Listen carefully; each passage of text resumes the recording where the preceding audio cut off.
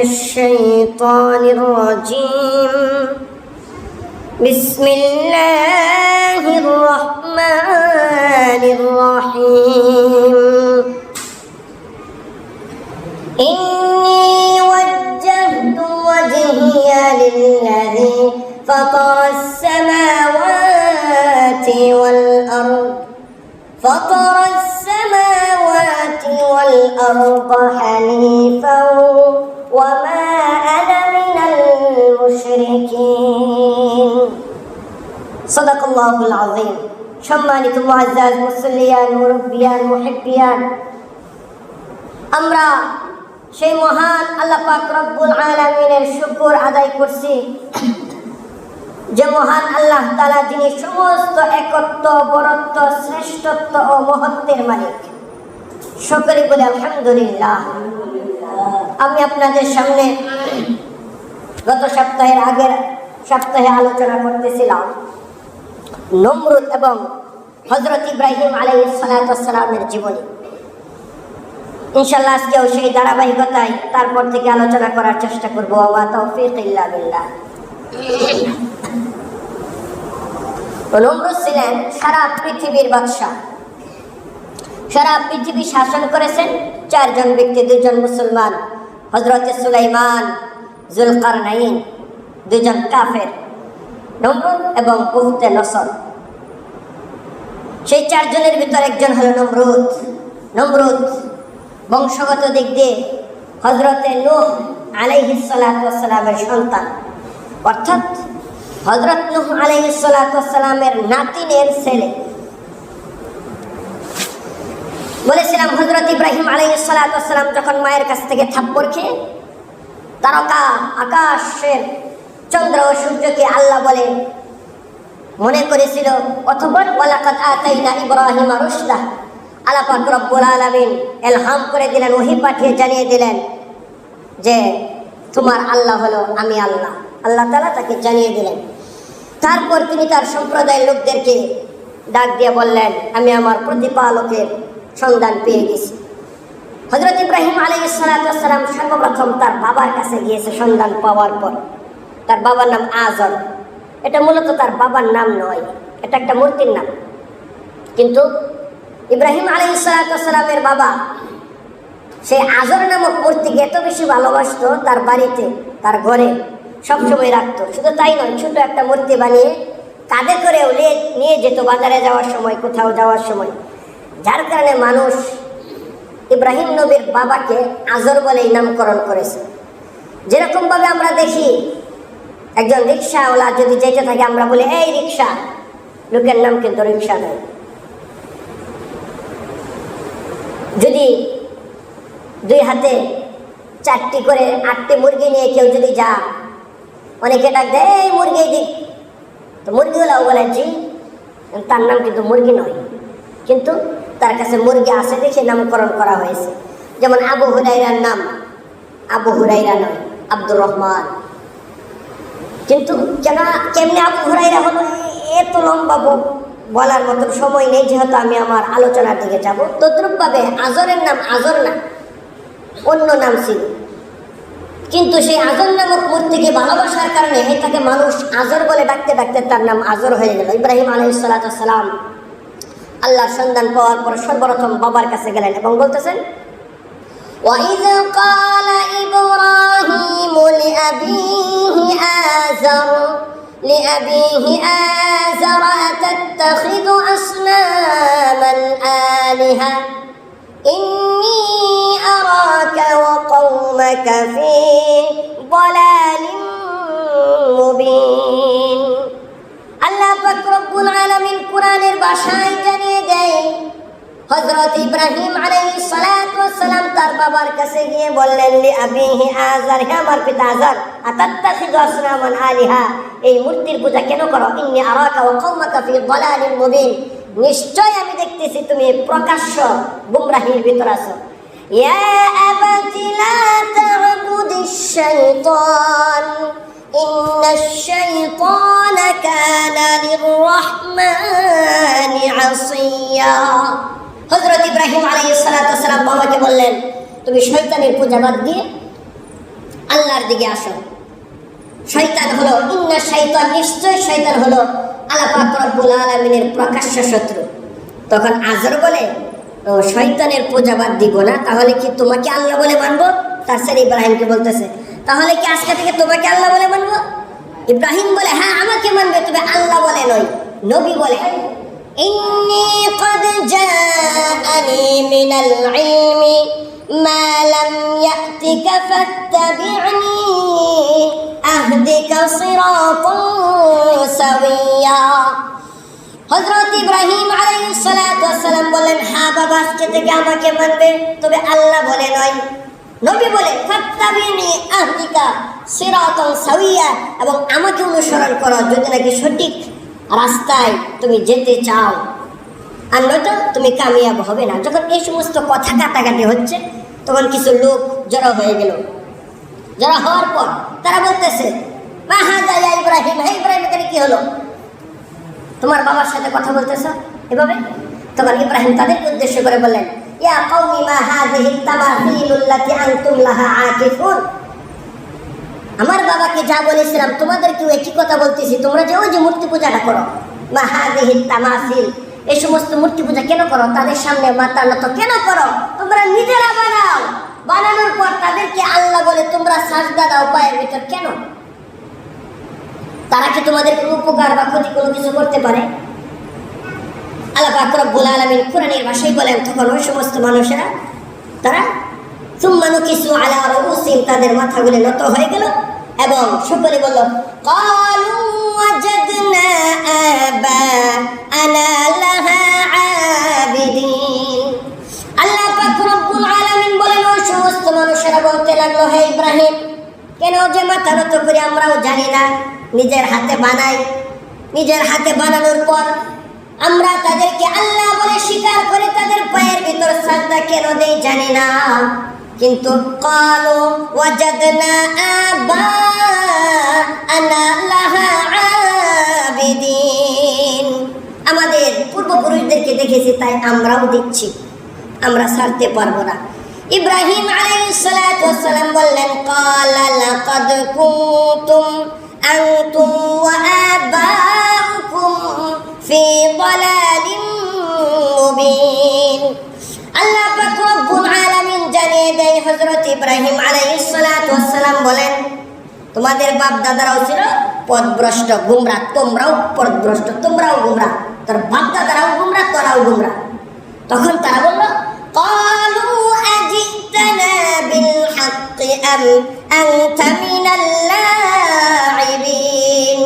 আমরা যদি পথভ্রষ্ট হই তাহলে তুমি কোন পথে আছো, কোন খোদার কথা বলো?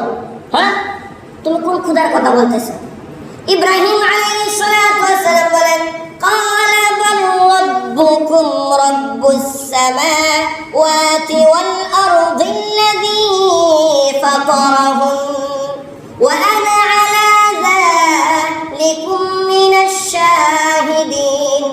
হযরত ইব্রাহিম আলাইহিস সালাতু ওয়াস সালাম বলেন, আমি বলতেছি ওই খোদার কথা, যেই খোদা তোমাকে আমাকে, তোমাদের বাপ দাদাকে, আমাদের বাপ দাদাকে আকাশ জমিন সৃষ্টি করেছে, সেই আল্লাহর কথা বলতেছি। আর রহমানু আলাল আরশি ইস্তাওয়া, আর সেই খোদা তোমাদের খোদার মতন এভাবে মাটিতে থাকে না।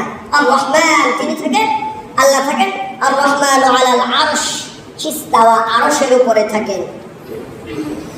তখন তারা হতভম্ব হয়ে গেল, কি বলতেছে? তখন ইব্রাহিম আলাইহিস সালাতু ওয়াস সালাম বলতেছেন, তোমাদের এই সমস্ত খোদাদের থেকে আমি আমার মাথাকে ফিরিয়ে নিলাম। ফিরানোর পর কোন দিকে গেলাম? ইন্নী ওয়াজ্জাহতু ওয়াজহিয়া লিল্লাযী ফাতারাস সামাওয়াতি ওয়াল আরদা হানিফাও ওয়া মা আনা মিনাল মুশরিকিন। হযরত ইব্রাহিম আলাইহিস সালাতু ওয়াস সালাম বলতেছেন, সমস্ত কিছু বাদ দিয়ে আমি ইব্রাহিম সে আল্লাহ পাক রব্বুল আলামিনের দিকে মনোনিবেশন করলাম, যে আল্লাহ তাআলা সারা পৃথিবী সৃষ্টি করেছেন। কুল ইন্না সালাতি ওয়া নুসুকি ওয়া মাহইয়ায়া ওয়া মামাতি লিল্লাহি রাব্বিল আলামিন। ইব্রাহিম নবী বলেন, আমার জীবন, আমার মরণ সমস্ত সে আল্লাহ পাক রব্বুল আলামিনের কুদরতি সান্নিধ্যে কুদরতি পায়ে আমি সঁপে দিলাম। তখন ইব্রাহিমের বাবা কিন্তু সাথেই দাঁড়ালো, বলতেছেন ক্বালা আরাগিবুন আনতা আন আলিয়াতি ইয়া ইব্রাহিম, হে ইব্রাহিম বেটা হয়ে গেছে দেখা যাচ্ছে না, লা ইল্লাম তানতাহি লারজুমান্নাকা ওয়াহজুরনি মালিয়া, তুমি যদি আমাদের দেবদেবীদের নামে এই সমস্ত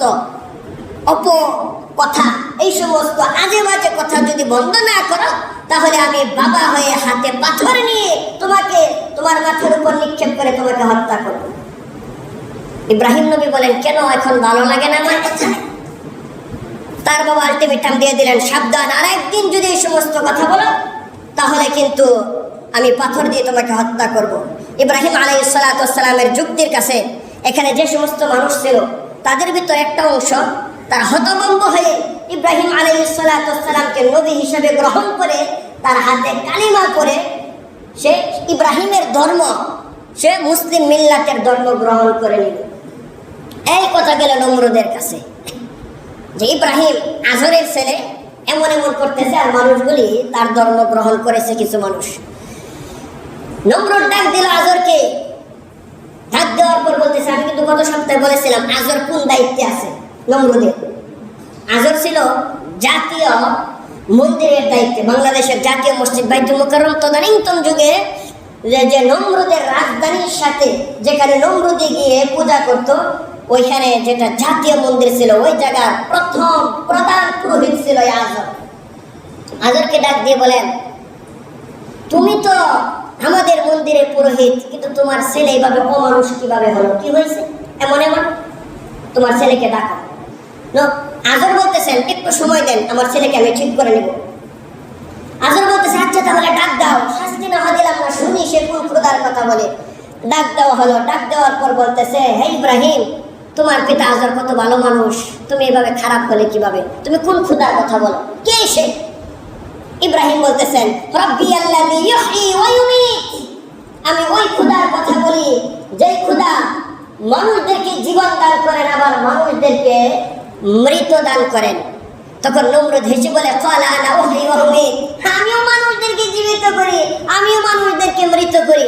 ইব্রাহিম বলে কিভাবে দেখবা? হ্যাঁ, জেলখানা থেকে দুজন লোক আনলো, আনার পর তাদের ভিতর একজনের ফাঁসির অর্ডার হয়ে গেছিল, মৃত্যুদণ্ড, তাকে ছেড়ে দিল।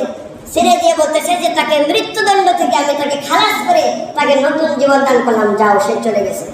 আর একজন লোককে এনে জবাই করে দিল, বললেই যে আমি তাকে মৃত্যু দান করলাম। ইব্রাহিম নবী বলে ব্যাখ্যাল আমি কি বলি আর সে কি বলে?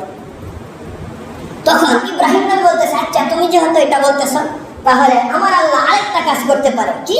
قال إبراهيم فإن الله يأتي بالشمس من المشرق فأت بها من المغرب। হযরত ইব্রাহিম আলাইহিস সালাতু ওয়াস সালাম বললেন হে নমরুদ, আমার আল্লাহ তো হলেন তিনি যিনি নাকি দুনিয়ার ভিতর পূর্ব দিক থেকে সূর্য উদিত করে পশ্চিম দিকে সূর্যাস্ত হয়, আর তুমি যদি পারো তাহলে আগামীকালকে সূর্যটা পশ্চিম দিক থেকে তুমি উদিত করো, পশ্চিম দিক থেকে উত্তোলন করে তুমি পূর্ব দিকে অস্ত নিও যদি পারো। তখন নমরুদ সহ ফাবুহিতাল্লাযী কাফার, সমস্ত কাফেরদের মাথাগুলি নিচু হয়ে গেল, তারা হতভম্ব হয়ে গেল, এ কিভাবে সম্ভব? তখন নমরুদ বলতেছে আজর তোমার ছেলে পাগল, ইব্রাহিম পাগল, এই পাগলকে এখান থেকে সরাও। কারণ ইব্রাহিম আলাইহিস সালাতু ওয়াস সালাম যুক্তি মতন এমন কথাই ধরেছে যে কথা নমরুদকে লজ্জিত করে দিয়েছে। ইব্রাহিম নবী বলে পাগল কি আমি না তোমরা পাগল? সেটা কিছুদিন পরেই দেখতে পারবে। আল্লাহ কোরআনের ভাষায় বলেন ওয়াতাল্লাহি লাআকিদান্না আসনামাকুম বা'দা আন তুওয়াল্লু মুদবিরিন। হযরত ইব্রাহিম আলাইহিস সালাতু ওয়াস সালাম জানিয়ে দিলেন অবশ্যই নিশ্চয় এমন এক কাণ্ড ঘটাবো আমি, তোমরা যখন থাকবে না তোমাদের মূর্তির সাথে এমন এক কাণ্ড ঘটাবো যা তোমরা হতভম্ব হয়ে যাবে, তখন বুঝতে পারবে পাগল কি আমি না পাগল তোমরা। ঠিক আছে, তাকে আলটিমেটাম দিয়ে ছেড়ে দিল, সাবধান আর এই সমস্ত কথা বলবে না। ইব্রাহিম আলাইহিস সালাতু ওয়াস সালাম নবী, তিনি তো কারো হুমকি দুমকির তোয়াক্কা করে না। কয়েকদিন পর তাদের মেলা হলো, মেলার ভেতর হযরত ইব্রাহিম আলাইহিস সালাতু ওয়াস সালামকে তার সমবয়সীরা এসে বলল চলো ইব্রাহিম মেলায় যাই। আল্লাহ বলেন ফানাযারা নাযরাতান ফিন নুজুম। ইব্রাহিম আলাইহিস সালাতু ওয়াস সালাম আকাশের দিকে তাকিয়ে আছেন, তাকিয়ে দীর্ঘ একটা নিঃশ্বাস ছাড়লেন। হায় আফসোস, দীর্ঘ একটা নিঃশ্বাস ছাড়ার পর বলতেছে ফাকালা ইন্নী সাকিম, আমি অসুস্থ, আমি যাব না, তোমরাই যাও। তখন কিন্তু ইব্রাহিম নবী কোনো অসুস্থ ছিলেন না, পুরোপুরি সুস্থ। তাহলে কেন বললেন মিথ্যা কথা বললেন? না, উনি মিথ্যা কথা বলেন না, উনি মানতেক বলেছেন। অর্থাৎ তিনি নবী হয়ে যখন মানুষ দলে দলে জাহান্নামের দিকে যাচ্ছে, এমনকি ইব্রাহিমের পিতা মাতা সকলেই জাহান্নামের দিকে যাচ্ছে, এমন সময় তিনি নবী হয়ে কিভাবে মানসিকভাবে সুস্থ থাকেন? যার কারণে আল্লাহ বলেন ফানাযারা নাযরাতান ফিন নুজুমি ফাকালা ইন্নী সাকিম। যার কারণে হযরত ইব্রাহিম আলাইহিস সালাতু ওয়াস সালাম বলে দিলেন আমি মেলায় যাব না। ফাকালা ইন্নী সাকিম, আমি অসুস্থ, তোমরাই যাও। আল্লাহ পাক রব্বুল আলামিন বলেন ফাতাওয়াল্লাউ আনহু মুদবিরিন। কোরআনের আয়াত বলে বলে বলতেছি, প্রত্যেকটা ক্ষেত্রে কোরআনের আয়াত বলতেছি। আল্লাহ বলেন ফাতাওয়াল্লাউ আনহু মুদবিরিন।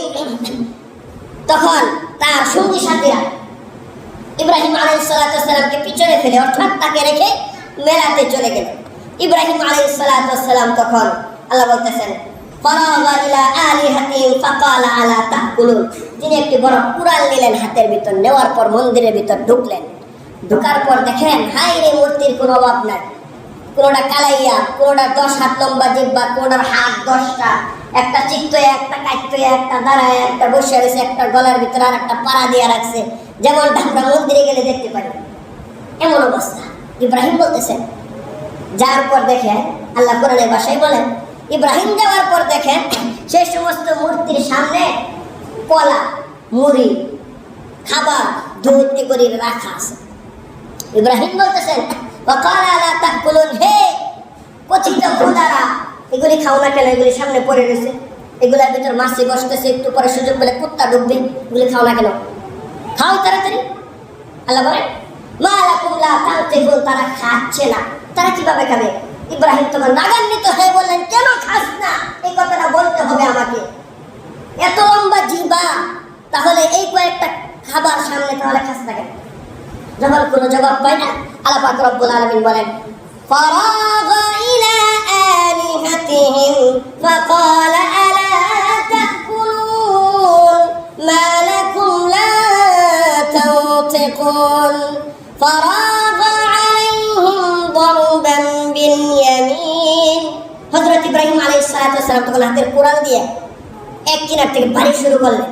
বাড়িতে বাড়িতে সবগুলাকে একদম বালিশ ছাড়াই মাটির ভিতরে শোয়া দিলেন। তবে একটা সবচেয়ে বড় যেটা আল্লাহ বলেন ফাজআলাহুম জুলাদান ইল্লা কাবীরান লাহুম লাআল্লাহুম ইলাইহি ইয়ারজিউন। সেই বড়টাকে ছাড়া বাকি সবগুলোকে ভেঙে ফেললেন, শুধু বড়টাই দাঁড়িয়ে আছে। এটা আকার আকৃতিতে একটু অনেক বড় ছিল। যখন বড় ছিল ইব্রাহিম আলাইহিস সালাতু ওয়াস সালাম ওটার কাঁধের ভিতর কোরআনটা ঝুলিয়ে দিয়ে বের হয়ে গেলেন। আল্লাহ বলেন ক্বালু মান ফাআলা হাযা বিআলিহাতিনা ইন্নাহু লামিনাজ জালিমিন। তারা যখন মেলা শেষ করে আসলো, আসার পর সর্বপ্রথমে বাড়িতে যাওয়ার আগে এখানে সাজদা দিয়ে তারপর যাবে। মন্দিরে ঢোকার পর দেখে তাদের আল্লাহ একটাও নাই, সব মৃত। তখন তারা বলতেছে, একে অপরকে বলাবলি করতেছে, হাই সর্বনাশ, এই কাজ যে করছে ইন্নাহু লামিনাজ জালিমিন, তার মতন জালেম, তার মতন কাফের আর একটাও নাই, নিশ্চয়ই সে জালেম আর কাফের। চিন্তা করেন, কাফেররা ইব্রাহিম নবীরে বলেন উনি নাকি কাফের, উনি নাকি জালেম। তখন আরো কিছু লোক বলতেছে ক্বালু সামি'না ফাতান ইয়াযকুরুহুম ইউকালু লাহু ইব্রাহিম। একজন যুবকের নাম জানি, যার নাম ইব্রাহিম। সে আমাদের এই সমস্ত মূর্তিকে নিয়ে সব সময় বাজে মন্তব্য করে। হতে পারে সে তো তার কাছে যায়, আমরা সব সময় তাকে শুনি সে আমাদের মূর্তি নিয়ে এই ধরনের বাজে মন্তব্য করে। তখন নমরুদ ঘোষণা করলো ফাতু বিহি আলা আ'ইনিন নাসি লাআল্লাহুম ইয়াশহাদুন। একটা আইন শৃঙ্খলা বাহিনী গঠন করে দিল, যাও ইব্রাহিমের কাছে যাও, তাকে ধরে নিয়ে আসো। আল্লাহ বলেন ফাআকবালু ইলাইহি ইয়াজিফুন। তারা সারিবদ্ধ হয়ে একে করে সকলে ইব্রাহিমের কাছে গেল। যাওয়ার পর বলতেছে ক্বালু আ'আনতা ফাআলতা হাযা বিআলিহাতিনা ইয়া ইব্রাহিম। হে ইব্রাহিম, এমন কাজ তুমি কেমনে করলা? ইব্রাহিম নবী বলে কি করলাম? এই সমস্ত মূর্তি ভেঙে ফেললাম। ইব্রাহিম নবী বলেন তোমরা কি দেখছো আমাকে মূর্তি বানাতে? তোমরা সবাই মেলার ভিতর ছিল, তাহলে আমাকে কিভাবে দোষারোপ করো? তোমরা কি দেখছো আমাকে? বলে না। ইব্রাহিম নবী বলতেছেন তাহলে যাই দেখি মূর্তিদের কি অবস্থা। তখন সেই আইন শৃঙ্খলা বাহিনীর প্রধান বলতেছে আসো, আসার পর দেখো আমাদের আল্লাহ বলিকে কিভাবে পিটাইছো, তুমি কেমনে মাইরে ফেলাইছো আমরা আল্লাহ বলিরে। ইব্রাহিম নবী বলে তোমাদের আল্লাহরে মাইরে ফেলাইছি? বলে হ্যাঁ, সে দেখে যাও কি পিটাইছো। ইব্রাহিম আলাইহিস সালাতু ওয়াস সালাম গেলেন, আল্লাহ বলেন ক্বালা বাল ফাআলাহু কাবীরুহুম হাযা ফাসআলুহুম ইয়ানতিকুন। ইব্রাহিম আলাইহিস সালাতু ওয়াস সালাম আসার পর বলতেছেন আরে মারলোকে আর ধুল দেও কারে, ওই যে বড় মিয়া কুড়াল কাঁধে নিয়ে দাঁড়ায় রয়েছে, বড় মিয়াই মারছে, আমাকে বলার কোনো কিছু নেই, বড় মিয়ারে ধরো, বড় মিয়াকে ধরলেই সব বের হবে। তখন তারা বলে ক্বালা লাকাদ আলিমতা মা হাউলা ইয়ানতিকুন। হে ইব্রাহিম, এমন কথা বলো যে কথা যৌক্তিক না। কেমন কথা বললাম? আমাদের খোদা কি কোনোদিন কথা বলতে পারে? ক্বালা লাকাদ আলিমতা মা হাউলা ইয়ানতিকুন, কোনোদিন দেখছো? ইব্রাহিম বলে এই কথাটা আমি তোমাদের মুখ থেকে বের করার জন্য অপেক্ষা ছিলাম। তাহলে তোমাদের যেই খোদাকে, এতগুলি খোদাকে আমি একাই পিড়ায় মাইরে ফেলাইলাম, তারা একটাও নিজেদেরকে রক্ষা করতে পারলো না। আর ওই যে বড় শয়তান তোমাদের বড় খোদা খালে হাঁ করে দাঁড়ায় দেখলো, সামনে অগ্রসর হয়ে আমাকে বাধা দিল না, কেউ কোনো কিছু করতে পারলো না। এতগুলি খোদারে আমি একাই পিড়ায় শুয়ে এলাম, তাহলে কি হবে? তারা কোনো কিছু বলতেও পারে না, করতেও পারে না। লিমা তা'বুদু মা লা ইয়াসমা'ু ওয়া লা ইউবসিরু ওয়া লা ইউগনি আনকা শাইআ। তাদের হাত তো একটা না, 10টা হাত, তারপরে ধরতে পারলো না। চোখ আছে দেখে না, কান আছে শুনে না, তাদের শরীর আছে কিন্তু অনুধাবন শক্তি কিচ্ছু নেই। তাহলে কি হবে? তাদের মূর্তি পূজা করে উফিল লাকুম ওয়া লিমা তা'বুদুনা মিন দুনিল্লাহ। হায় আফসোস, ধিক্কার তোমাদের উপর, তারা তো কোনো কিছু বুঝে না। আর তোমরা কত বড় পাগল, এই সমস্ত মূর্তির পূজা করো তোমরা, তোমাদের উপর ধিক্কার জানাই। উফিল লাকুম ওয়া লিমা তা'বুদুনা মিন দুনিল্লাহি আফালা তুবসিরুন। তোমরা কি এই ঘটনার পরেও বুঝবে না কোনো কিছু? যখন এই কথা বললো, আল্লাহ কোরআনের ভাষায় বলেন ফারাজাউ ইলা আনফুসিহিম ফাকালু ইন্নাকুম আনতুমুজ জালিমুন। সকলের মাথা নত হয়ে গেল এবং একে অপরকে বলতে লাগলো নিশ্চয় আমরাই জালেম, আমরাই বোকা, কোন আল্লাহরে মানে? এটা তো কিচ্ছু না। ফারাজাউ ইলা আনফুসিহিম ফাকালু ইন্নাকুম আনতুমুজ জালিমুন সুম্মা নুকিসু আলা রুউসিহিম। তারা বুঝতে পারলো এবং তাদের মধ্যে হতে অনেকে হযরত ইব্রাহিম আলাইহিস সালাতু ওয়াস সালামের আনিত ধর্মকে গ্রহণ করে তারা মুসলমান হয়ে গেল। এই যে মূর্তি পূজা করে, মূর্তি পূজাটা কিন্তু ইব্রাহিম নবীর জামানায় শুরু হয়নি। মূর্তি পূজা শুরু হয়েছিল হযরত নূহ আলাইহিস সালাতু ওয়াস সালামের জামানার কিছুদিন আগ থেকে। আল্লাহ সে কথাও বলে দিয়েছেন কিভাবে মূর্তি পূজা শুরু হয়েছে। এই যে আমরা দেখি এখন হিন্দু, খ্রিস্টান, বৌদ্ধ, তারা মূর্তি পূজা করে অনেক ধর্মের লোকেরা। আমরা তো জানি সর্বপ্রথম দুনিয়াতে হযরত আদম আলাইহিস সালাতু ওয়াস সালাম এসেছেন, তিনি মুসলমান। তাহলে মাঝখান দিক দিয়ে আবার মূর্তি পূজা কিভাবে ঢুকলো? তিনি মুসলমান, তার সন্তানেরা মুসলমান। আল্লাহ পাক রব্বুল আলামিন পবিত্র কোরআনে কারীমের ভিতর বলে দিয়েছেন ওয়াকালু লা তাযারুন্না আলিয়াতাকুম ওয়া লা তাযারুন্না ওয়াদ্দা ওয়া লা সুওয়া ওয়া লা ইয়াগুসা ওয়া ইয়াউকা ওয়া নাসরা। এই আয়াতের ভিতর আল্লাহ বলতেছেন হযরত নূহ আলাইহিস সালাতু ওয়াস সালামের জামানার কিছু কাল আগে 5 জন বিশাল বড় বুজুর্গ ছিল, যাদের নাম ছিল ইয়াগুত, ইয়াউক, নসর, সাআও, আদ। এই সমস্ত 5 জন বুজুর্গ ছিল যারা আল্লাহ পাক রব্বুল আলামিনের অনেক বেশি ইবাদত বন্দেগী করতেন। কিন্তু একটা সময় 1-2 করতে করতে 5 জন লোক মারা গেল। মারা যাওয়ার পর তখন নবী ছিল না, হযরত ইদ্রিস আলাইহিস সালাতু ওয়াস সালাম ছিল, তখন তিনি চলে গিয়েছেন। যাওয়ার পর মানুষেরা যখন নবী নেই, এই সমস্ত 5 জন বড় আল্লাহর ওলিকে দেখে তাদের কাছ থেকে শিখে আমল করত। যখন এই 5 জন মারা গেল, সকলে হতাশ হয়ে গেল, এখন কি করার? তখন শয়তান মানুষের রূপ ধারণ করে এই সমস্ত সাধারণ মুসলমানদের কাছে এসেছে এবং বলেছে তোমরা হতাশ কেন? আমরা হতাশ এই কারণেই যে এখন আমাদের বুজুর্গরা, আমাদের মুরব্বীরা ইন্তিকাল করেছে, তাদেরকে দেখলে মনের ভিতরে স্পৃহা জাগতো। অনেক বড় বড় আলেম আছে যাদেরকে দেখলে মনের ভিতর আল্লাহর কথা স্মরণ হয়। যারা রাজনীতি করেন, তারা বড় নেতাকে দেখলে মনের ভিতর আরো আনন্দ হয়, রাজনীতি করার আরো মনের স্পৃহা বাড়ে।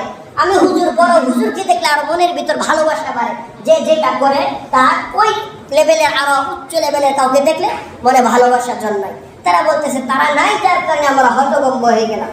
তখন শয়তান বলতেছে তারা নাই, তারা মারা গিয়েছে, কি আর করা, তবে তাদের আকৃতি তোমাদেরকে আমি অঙ্কন করা শিখাবো। আমি ইথিওপিয়া থেকে এসেছি, আমি ভালো অঙ্কন পারি, আর্টিস্ট করতে পারি। আমি তাদের ছবিগুলো অঙ্কন করে রেখে দিই, যদি তোমরা দেখো তাহলে মনের ভিতর অনেক ভালোবাসা জন্মাবে তাদের প্রতি, আর তাদেরকে দেখে দেখে ইবাদত করার অনেক ভালোবাসা জন্মাবে। তারা চিন্তা করলো ঠিকই তো, ছবি আর্টিস্ট করে। তখন শয়তান ওই 5 জন আল্লাহওয়ালার ছবি সুন্দর করে এক জায়গার ভিতর, চামড়ার ভিতর একে মসজিদের সামনে ঝুলিয়ে দিল। তারা এটা দেখার পর আগ্রহ বাড়ে, এগুলো দেখার পর আগ্রহ তাদের আস্তে আস্তে আরো বাড়ে। দেখা যাচ্ছে আস্তে আস্তে কিছুদিন পরে এটা নষ্ট হয়ে যায়, এই চামড়াটা, ছবিটা মুছে যায়, তারপর আবার নতুন করে আঁকতে হয়। এভাবে কিছুদিন যাওয়ার পর পরের জেনারেশন যখন আসছে, পরবর্তী যুগ যখন আসছে, তখন শয়তান তাদেরকে বলতেছে এভাবে আর কত, এভাবে হতে পারে না, বারবার মুছে যা, তাহলে একবারে তাদের একটা মূর্তি বানিয়ে দেয়, যে মূর্তিগুলি আর নষ্ট হবে না, দেখে দেখে ইবাদত করবা। হ্যাঁ ঠিক আছে, মূর্তি বানিয়ে দেওয়া হলো, দেখে দেখে ইবাদত করে। তার কিছুদিন পর বলতেছে মূর্তিগুলা বাহিরে না, তোমাদের এই যেখানে ধর্ম পালন করে, ইবাদত করো, সেই ধর্মের ঘরের ভিতর নিয়ে রাখো, তাহলে তাদেরকে সামনে দেখে ইবাদত করবা। তারা বললো হ্যাঁ এটা আরো ভালো, সামনে নিয়ে তারা ইবাদত শুরু করে দিল। একটা সময় তাদের আরো পরবর্তী জেনারেশনকে শয়তান বলতে লাগলো তাদেরকে সাজদা করো। তারা বললো না, সাজদা করবো না, কেন করবো? শয়তান বললো তোমাদের পূর্বপুরুষরা এখানেই সাজদা করেছে তাদেরকে। তারা বললো না, সাজদা করা যাবে না, তাহলে শিরক হয়ে যাবে। শয়তান তখন যুক্তি দিয়েছে তাদেরকে তাজিমি সাজদা করো, তাজিমি, সম্মানী সাজদা। তখন তারা বললো কিরকম? শয়তান যুক্তি দিল, আল্লাহ পাক রব্বুল আলামিন আদমকে বানানোর পর কি বলে নাই যে সাজদা করো? হ্যাঁ, তাহলে আল্লাহ তো বলছে যে মানুষকে সাজদা করো, তাহলে এই যে সম্মানের জন্য সাজদা করা হয়েছে আদমকে, সুতরাং তোমরাও এখন এই মানুষকে সাজদা করো, তবে তোমরা আল্লাহকেই বিশ্বাস করবা, তাদেরকে আবার আল্লাহ মাইনো না, শুধুমাত্র সাজদাই করবা। যখন এই সমস্ত বুঝ দিতে থাকলো, আস্তে আস্তে পরবর্তী মানুষ একবারে মূর্তি পূজাকে একবারে আল্লাহ বানিয়ে ফেললো। পরবর্তী জেনারেশনকে বললো এই 5 ক্ষুদাতে হয় না, আরো ক্ষুদা বাড়াও, বাড়াইতে এখন একবারে ক্ষুদার কোনো অভাব নেই। এভাবে বৃদ্ধি পেতে লাগলো।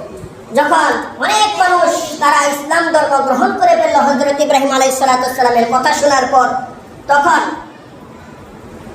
নমরুদের বাহিনীর মধ্যে হতে কয়েকজন লোক তারা নমরুদকে বলল এভাবে যদি চলতে থাকে তাহলে কিন্তু ইব্রাহিম আস্তে আস্তে অনেক মানুষকে মুসলমানের ভিতর নিয়ে যাবে, সুতরাং এখনো সময় আছে, ইব্রাহিমকে ঠেকাও। আল্লাহ কোরআনের ভাষায় সেটাও বলে দিয়েছেন। আল্লাহ বলেন ক্বালু হাররিকুহু ওয়ানসুরু আলিহাতাকুম ইন কুনতুম ফাআলিন। যদি নাকি এই সমস্ত মূর্তির, এই সমস্ত আল্লাহকে সাহায্য করতে চাও, তাহলে ইব্রাহিমের বিরুদ্ধে এখনই একটা ব্যবস্থা নাও। ইব্রাহিমকে আটক করা হলো। আটক করার পর পরের দিন বিচারের কাঠগড়ায় তোলা হলো এবং হযরত ইব্রাহিম আলাইহিস সালামকে ধর্ম এবং দেশদ্রোহিতার মামলায় হযরত ইব্রাহিম আলাইহিস সালামকে সর্বোচ্চ শাস্তি দিল। সেটা কি? আল্লাহ পাক রব্বুল আলামিন বলেন ক্বালু হাররিকুহু, তাকে আগুনে পুড়ে মৃত্যুর শাস্তি দেওয়া হলো। যখন নাকি দেওয়া হলো, ওই যে ইব্রাহিম আলাইহিস সালাম দীর্ঘদিন ধরে মানুষদেরকে দাওয়াত দিতেছেন দিনের পর দিন, তার রাস্তায় অনেক মানুষ চলে এসেছে, কিন্তু তখন মানুষগুলি রাষ্ট্রের ভিতর বিশৃঙ্খলা সৃষ্টি করে দিল যে আমাদের নবী ইব্রাহিমকে কেন আগুনে পোড়াবেন, সে কি করছে। যখন কোনোভাবে নগদ দ্রুত শাস্তি দেওয়া সম্ভব হচ্ছে না, তখন হযরত ইব্রাহিম আলাইহিস সালামকে বলা হলো 6 মাস পর শাস্তি দেন। তার যে মন্ত্রী আছে, এমপি আছে, সকলে পরামর্শ করে 6 মাস পিছনে দিল। আর এই 6 মাসের ভিতর তার নামে এমন কুৎসিত প্রপাগান্ডা ছড়িয়ে দিল মিডিয়ার মাধ্যমে। এখন তো মিডিয়া হলো মোবাইল, পত্রিকা, তখন মিডিয়া এক যুগে এক মিডিয়া ছিল। যেমন আমরা দেখেছি ছোটবেলায় মিডিয়া ছিল, বাজারে একজন বড় বড় ঢোল পিটাইতো, মানুষগুলি জমা হইতো, একটা সংবাদ দিত। এভাবে তখনকার যুগে যে মিডিয়া ছিল, কিছু লোক নির্ধারিত ছিল, তারা ঢোল বাজিয়ে বাজারে ঘুরতো আর বলতো। তারা ইব্রাহিম আলাইহিস সালামের নামে আল্লাহ বলতেছেন ক্বালু হাররিকুহু ওয়ানসুরু আলিহাতাকুম ইন কুনতুম ফাইলিন, এমন ভাবে প্রপাগান্ডা ছড়াইলো, যার কারণে যারা মুসলমান হয়েছে, যারা ইব্রাহিমকে নবী বলে বিশ্বাস করে তাফসীরে ইবনে কাসিরের ভিতর আসেন, তাদের মধ্যে হতে অনেক মহিলারা বলতে লাগলো হায় আল্লাহ, আমার বাচ্চা হয় না, আমার যদি বাচ্চা হয় তাহলে আমি একটা মহৎ কাজ করব। সেই কাজ হলো মানসিক করলাম ইব্রাহিমের মতো নিকৃষ্ট মানুষকে আগুনে পুড়ে মারার জন্য আমি 10 মণ লাকড়ি মানসিক করলাম। চিন্তা করেন। আবার কোনো কোনো মহিলা বলতে লাগলো আমার এই কাজ যদি হয় তাহলে আমি এই 5 কেজি লাকড়ি মানসিক করলাম ইব্রাহিমকে পুরানোর জন্য। নমরুদে কি করলো, 6 মাস পর্যন্ত আগুন প্রজ্বলিত করে বিশাল বড় আগুন বানালো, কিন্তু ইব্রাহিমকে আগুনে ফেলার জন্য কাছে যাওয়া যায় না। তাফসীরে ইবনে কাবিরের ভিতর দেখেন ইথিওপিয়া থেকে একজন উপদেষ্টা আসতো, একজন বিশাল বড় মুরব্বী আসতো। মুরব্বী এসে দেখা যেত তাদেরকে নমরুদে তাদের দেশ চালানোর জন্য পরিচালনার জন্য বিভিন্ন পরামর্শ দিত। যেই লোকের নাম ছিল হাইজান। শয়তান ওই হাইজান ব্যক্তির রূপ ধারণ করে নমরুদের কাছে এসে বলল, এখানে বিচলিত হওয়ার কিছু নেই, তুমি দূর থেকে চড়ক গাছ বানাও, অর্থাৎ চড়ক বানাও। ওটা হলো আপনার বিভিন্ন পদার্থ দিয়ে, চামড়া দিয়ে, এখন যেরকম রাবার আছে কিরকম আমরা গোলাই দিয়ে দূর থেকে পাখি শিকার করি, ওই রকমভাবে বিভিন্ন জিনিসের কথা বললো। এরকম চরকি বানাও, চড়ক বানানোর পর ওটার উপর তাকে তুলে দূর থেকে নিক্ষেপ করো, তাহলে ইব্রাহিম পূর্বে। তখন হাইজানের কথা শুনে ইব্রাহিম এই নমরুদ ইব্রাহিম আলাইহিস সালামকে আগুনে ফেলার জন্য তাকে উলঙ্গ করলেন।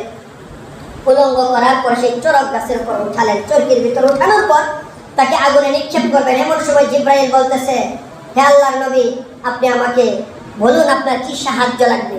ইব্রাহিম বলতেছে, আমার কোনো সাহায্যের দরকার নেই, আল্লাহই যথেষ্ট। ইসরাফিল বলতেছে, মিকাইল বলতেছে, হে আল্লাহ, আপনি আমাকে অনুমতি দিন, আমি বৃষ্টি বর্ষণ করে দিই, 1 সেকেন্ডের ভিতর নমরুদের 6 মাসের আগুন নিবে, পানি হয়ে যাবে। আল্লাহ বলতেছেন, না, থামো। আল্লাহ পাক রব্বুল আলামিন শুধু বলেন, কুল্লা ইয়া নারু কুনি বারদাও ওয়া সালামান আলা ইব্রাহিম। আল্লাহ বলেন, হে আগুন, তুমি পানি হয়ে যাও, তুমি শীতল হয়ে যাও। এমন শীতল নয় যেটা কষ্ট হবে, আরামদায়ক হয়ে যাও ইব্রাহিমের জন্য। ইব্রাহিমকে হাতে পায়ে রশি দিয়ে বেঁধে নিক্ষেপ করা হলো। ইব্রাহিমের হাত পায়ের রশি পুড়ে গেল, কিন্তু তার শরীর পুড়ে না। নমরুদ এবং মানুষেরা লক্ষ্য করলো ইব্রাহিম আগুনের ভিতর হাঁটতেছে, তাকে উলঙ্গ করে ফেলা হয়েছিল। যার কারণে নবীজি বলেছেন, কাল কিয়ামতের দিন মানুষগুলিকে যখন হাসরের ময়দানে তোলা হবে, সবাই উলঙ্গ থাকবে। সর্বপ্রথম ইব্রাহিম নবীকে কাপড় দেওয়া হবে পরিধানের জন্য। তারপর নবী বলতেছেন, তারপর আমি বিশ্ব নবীকে 2য় নম্বরে কাপড় দেওয়া হবে। আমার আগে ইব্রাহিমকে কাপড় দেওয়া হবে, সে তার শরীরকে ঢেকে ফেলবে। কেন? ওই যে তাকে উলঙ্গ করে আগুনে নিক্ষেপ করা হয়েছিল। যখন থেকে পুড়ে না, তখন ওই হাইজান ব্যক্তি তো সামনেই আছে। হাইজান ব্যক্তি বলতেছে, সে পুড়তেছে না, নিশ্চয় এখানে ফেরেশতা এসেছে। সুতরাং কিছু চরিত্রহীনা নারী এনে এখানে তোমরা অপকর্মের ভিতর লাগিয়ে দেও, তাহলে ফেরেশতা, রহমতের ফেরেশতা দূরে চলে যাবে আর ইব্রাহিম পুড়ে মারা যাবে। ফেরেশতারা তাকে পুড়তে দিচ্ছে না। যখন নারী আনা হলো, এই সমস্ত অপকর্ম করা হলো, কিন্তু ইব্রাহিম পুড়ে না। আল্লাহ পাক রব্বুল আলামিন ফেরেশতাদের চোখের উপরে তিনি পর্দা ঢেলে দিলেন, যার কারণে আর পুড়ে না। যখন এভাবে দেখতেছে অনেক দিন চলে যাচ্ছে, কিন্তু কোনো কিচ্ছুই হয় না। 40 দিন পার হয়ে গেছে, ইব্রাহিম বের হয়ে গেছে। আর এদিক দিয়ে ওই সমস্ত নারীরা যেহেতু চরিত্রহীনা, যার কারণে নমরুদ নিয়ম করে দিল যে এখানে যে সমস্ত নারীরা আসছে তাদেরকে যেন আমরা চিহ্নিত করতে পারি, তারা যেন সমাজের অন্যান্য ভালো নারীদের সাথে মিশে না যায়, আমরা যেন পৃথক করতে পারি। যার কারণে তাদের কপালের ভিতর তোমরা টিপ দিয়ে দাও, তোমরা তাদের কপালের ভিতর কালি লেপন করে দাও। আর ওই সমস্ত নারীদেরকে ফলো করে আমরা মুসলমানরা এখানে অনেকে টিপ দিই, কিন্তু টিপ থেকে আসে ইতিহাস জানি না। হাই সর্বনাশ, টিপ কেন দিব? টিপ তো এটা ওই এই চরিত্রহীনা নারীদেরকে চিহ্নিত করার জন্য আসছিল। ওই জায়গা থেকে টিপের পৃথিবীতে সর্বপ্রথম প্রবর্তন হয়েছে, শুরু হয়েছে।